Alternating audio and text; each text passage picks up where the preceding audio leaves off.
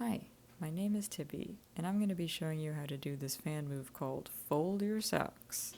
See, the fans are in SO and X relation, and it's kind of foldy, so I thought it was cute. You're going to start with one fan facing down, palm facing toward you, and one fan facing up, palm facing away from you. The fans are making an S shape, but they're going to slide away and make a little O shape. See, check this out. They're a wiggly little S shape, and now they're an O shape. Now you're going to fold them in toward each other, making your X shape, SOX, socks. And then they're going to slide past each other, making another little S, socks. We're going to fold those fans, still making a wiggly S, but it's kind of a reverse wiggly S.